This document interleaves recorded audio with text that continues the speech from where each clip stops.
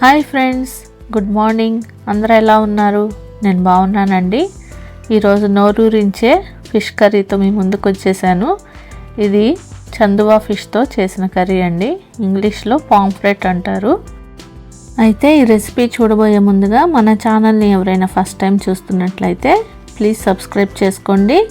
Subscribe చేసుకొని పక్కనున్న bell icon మీద క్లిక్ చేసి ఆల్ అనే ఆప్షన్ నొక్కితే నేను వీడియో పెట్టగానే నోటిఫికేషన్స్ వస్తాయి.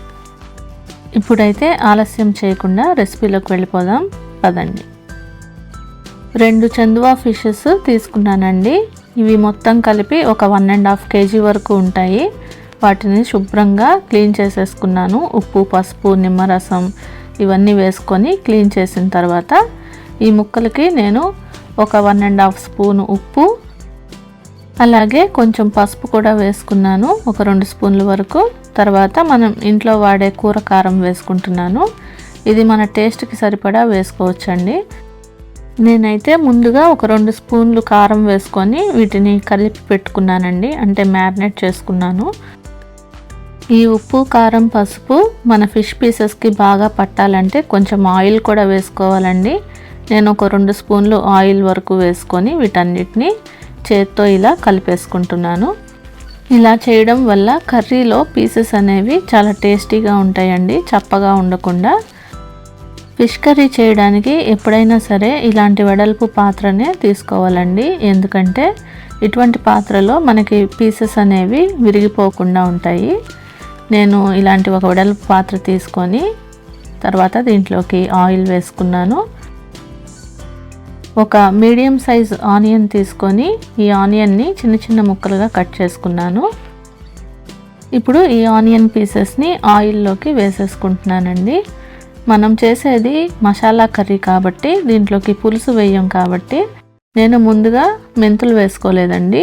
చేపల పులుసు కనుక చేసేటట్లయితే ముందుగా ఆయిల్లో ఉల్లిపాయలు వేసే ముందుగా మనం మెంతులు వేసుకుంటే మంచి టేస్ట్ అనేది వస్తుందండి. ఆనియన్స్ ఇలా లైట్ బ్రౌన్ కలర్లోకి చేంజ్ అయిన తర్వాత నేను ఒక స్పూను పసుపు దీంట్లోకి వేసుకుంటున్నానండి. ఈ పసుపు వేసుకొని తర్వాత ఒక 5 పచ్చిమిర్చిని ఇలా చీలికలుగా కట్ చేసుకొని దీంట్లోకి వేసుకుంటున్నాను. వీటిని ఒకసారి బాగా ఇలా కలుపుకొని 1 మినిట్ పాటు వీటిని వేయించుకున్న తర్వాత దీంట్లోకి నేను ఒక 2 స్పూన్లు అల్లం వెల్లుల్లి పేస్ట్ని వేసుకుంటున్నాను. ఈ అల్లం వెల్లుల్లి పేస్ట్ను పచ్చివాసన పోయే వరకు బాగా ఇలా కలుపుతూ వేయించుకోవాలండి. అడుగంటనివ్వకుండా ఇలా కలుపుతూ చక్కగా దీన్ని లైట్ బ్రౌన్ కలర్లోకి చేంజ్ అయ్యే వరకు వేయించుకోవాలి. అల్లం వెల్లుల్లి పేస్ట్ చక్కగా వేగిపోయిందండి. ఇప్పుడు నేను ఒక టొమాటో తీసుకున్నాను, ఒక మీడియం సైజ్ టొమాటో. దీన్ని సన్నగా చిన్న చిన్న ముక్కలుగా కట్ చేసుకున్నానండి ఈ విధంగా. ఇప్పుడు ఈ టొమాటో పీసెస్ని కూడా దీంట్లోకి యాడ్ చేసేసి దీన్ని ఒకసారి ఇలా కలుపుతూ చక్కగా ఈ ముక్కలు మెత్తబడే వరకు వేయించుకోవాలండి.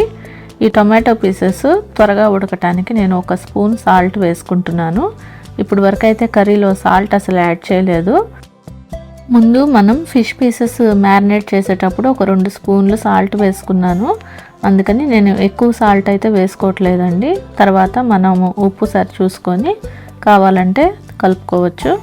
ఇప్పుడు ఈ పాత్ర మీద మూత పెట్టేసుకొని ఒక 5 నిమిషాలు సిమ్లో దీన్ని ఉడికించుకుంటే టొమాటో పీసెస్ చక్కగా మెత్తగా ఉడికిపోతాయి. ఒక 5 నిమిషాల తర్వాత చూస్తున్నారు కదా, టొమాటోస్ చక్కగా ఇలా మెత్తగా ఉడికిపోవాలండి. ఇది పులుసు కర్రీ కాదు కాబట్టి మనకి గ్రేవీ అనేది చక్కగా తయారవ్వాలంటే మనం టొమాటోస్ని ఇలా మెత్తగా ఉడికించేసుకోవాలి. ఇప్పుడు నేను దీంట్లోకి ఒక 1.5 స్పూను ధనియాలు, జీలకర్ర కలిపి వేయించి చేసిన ఈ పౌడర్ని వేసుకున్నానండి. తర్వాత నేను ఒక 2 స్పూన్లు ఇంట్లో వాడే కూర కారంని వేసుకుంటున్నాను. ఇది మసాలా కారం అండి. ముందు ఫిష్ మ్యారినేట్ చేసేటప్పుడు ఒక 2 స్పూన్లు వేసుకున్నాను. తర్వాత ఒక 2 స్పూన్లు ఇప్పుడు వేసుకుంటున్నాను. మేమైతే కొంచెం ఘాటుగానే తింటాం కాబట్టి మా టేస్ట్కి తగ్గట్లు ఒక 4 స్పూన్లు వేసుకున్నాను. అందులో మసాలా కర్రీస్లో, నాన్ వెజ్ కర్రీస్లో కొంచెం కారం ఎక్కువగానే పడుతుంది కదండి, అందుకని నేను ఒక 2 స్పూన్లు ఇప్పుడు వేసుకున్నాను. తర్వాత నేను ఇంట్లో చేసుకున్న హోమ్ మేడ్ గరం మసాలా పౌడర్ని ఒక 1 స్పూన్ వరకు వేసుకున్నానండి. చిన్న స్పూన్తో ఒక 1 స్పూన్ వేసుకుంటే సరిపోతుంది. ఎక్సలెంట్ ఫ్లేవర్ అయితే వస్తుందండి ఏ నాన్ వెజ్ కర్రీకైనా. ఇప్పుడు ఈ పౌడర్స్ అన్నీ వేసుకొని ఒకసారి ఈ గ్రేవీలో ఇవన్నీ బాగా మిక్స్ చేసుకోవాలి. ఇప్పుడు ఈ కారం మసాలా పౌడర్స్ అన్నీ కొంచెం సేపు మగ్గనిస్తున్నానండి. మూత పెట్టుకొని ఒక 1 to 2 minutes ఇది లో ఫ్లేమ్లో మగ్గితే సరిపోతుంది. మసాలా పౌడర్స్ అన్నీ చక్కగా ఇలా మగ్గిపోయి ఆయిల్ ఇలా పైకి తేలాలండి. ఇప్పుడు నేను దీంట్లోకి ముందుగా మనం మ్యారినేట్ చేసి పెట్టుకున్న ఈ ఫిష్ పీసెస్ని వేసుకుంటున్నాను. ఈ చందువా ఫిష్ స్పెషాలిటీ ఏంటంటే దీంట్లో అసలు ముళ్ళు ఉండదండి. ఒక మధ్యలో ఉన్న ముళ్ళు ఒక్కటే ఉంటుంది కాబట్టి ఈజీగా పిల్లలు కూడా చాలా ఇష్టంగా తింటారు. చాలా టేస్టీగా ఉంటుందండి. పీస్ కూడా చాలా ఫ్యాటీగా ఉంటుంది ఈ ఫిష్. మీకు దొరికితే తప్పకుండా మీరు కూడా ఈ మెథడ్లో ఒకసారి ట్రై చేసి చూడండి. అన్నిటికన్నా ఫిష్ తింటే ఆరోగ్యానికి చాలా మంచిది కదా. ఇప్పుడు ఈ ఫిష్ పీసెస్ అన్నీ చక్కగా ఇలా ఈ గ్రేవీలోకి ఇలా కలుపుకుంటున్నానండి. మీకు ఎక్స్పీరియన్స్ ఉంటే ఇలా క్లాత్ తీసుకొని ఇలా కలుపుతూ చేయొచ్చు, లేకపోతే ఇలా గరిటెతోనైనా ఈ గ్రేవీని ఈ ముక్కలకి ఇలా పట్టించుకోవాలండి. ఇప్పుడే వేసుకున్న చేప ముక్కలు కాబట్టి ఇలా నేను గరిటెతో కలుపుతున్నాను. తర్వాత అయితే మనం అసలు కదపకూడదండి, ఎందుకంటే ముక్కలు చాలా సాఫ్ట్గా ఉంటాయి కాబట్టి విరిగిపోతాయి. మన మెయిన్ ఐడియా ఏంటంటే ఈ ఫిష్ పీసెస్కి చక్కగా ఇలా గ్రేవీ అంతా చక్కగా పట్టాలండి. ఇలా వీటిని ఈ గ్రేవీలోకి ఇలా కలుపుకున్న తర్వాత నేను ఈ పాత్ర మీద మూత పెట్టేసుకొని లో టు మీడియం ఫ్లేమ్లో ఒక 10 నిమిషాలు దీన్ని కుక్ చేసుకుంటున్నాను. చూస్తున్నారు కదా, ఒక 10 నిమిషాలు ఇలా లో ఫ్లేమ్లో ఉడికించుకున్న తర్వాత ఇలా ఆయిల్ అనేది ముక్కల్లోంచి పైకి వస్తుందండి. ఈ టైంలో నేను 1 గ్లాస్ వాటర్ దీంట్లోకి వేసుకుంటున్నాను. మనకి కర్రీలో గ్రేవీ చక్కగా కలుపుకోవడానికి రావాలి కాబట్టి ఇలా నేను 1 గ్లాస్ వాటర్ వేసుకుంటున్నానండి. జస్ట్ ఇలా ముక్కలు మునిగే వరకు వాటర్ వేసుకుంటే సరిపోతుంది. మరి ఎక్కువగా చారుగా చేసుకుంటే అస్సలు బాగోదండి. వాటర్ వేసుకున్న తర్వాత ముక్కల్ని మరీ కలిపేయకుండా ఇలా మధ్యలో వాటిని ఇలా అంటూ ఉంటే కింద గ్రేవీ అనేది కొంచెం సమానంగా ఉడుకుతుందండి. వాటర్ కూడా గ్రేవీలో కలిసి మొత్తం చక్కగా ఉడుకుతాయి. ఇలా జస్ట్ లైట్గా వీటిని కదిలిస్తే సరిపోతుంది. ఇప్పుడు ఈ కర్రీలోకి మంచి ఫ్లేవర్ కోసం కొంచెం కరివేపాకుని ఇలా తుంచి ముక్కలుగా చేసుకొని వేసుకోవాలి. ఇలా తుంచి వేస్తే ఫ్లేవర్ అనేది ఇంకా బాగా వస్తుంది. ఇప్పుడు ఈ పాత్ర మీద మూత పెట్టేసుకొని ఒక 10 నుంచి 15 నిమిషాలు మీడియం ఫ్లేమ్లో దీన్ని ఉడికించుకుంటున్నాను.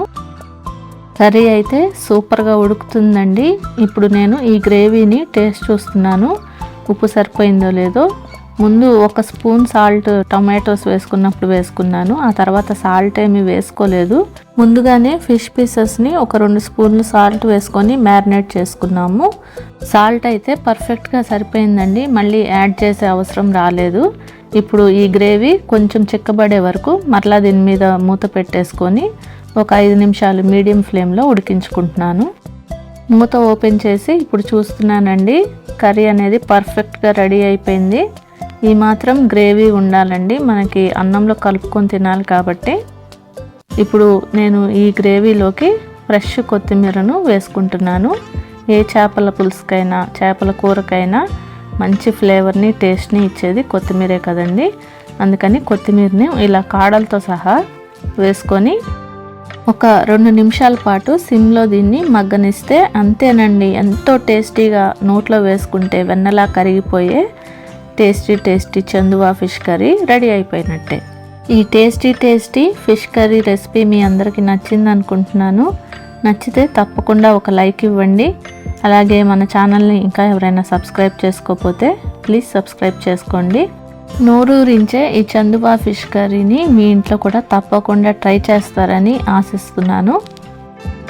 నేనైతే చక్కగా కీరా క్యారెట్ ఇలా కట్ చేసేసుకొని సలాడ్ లాగా కొంచెం బ్రౌన్ రైస్ పెట్టుకొని ఇలా ఈ ఫిష్ కర్రీతో చక్కగా తినేసాను.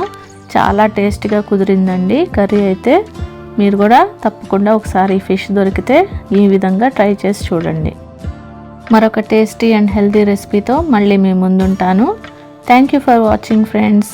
Keep smiling, take care, bye and please stay tune to మీ జెస్సీతో.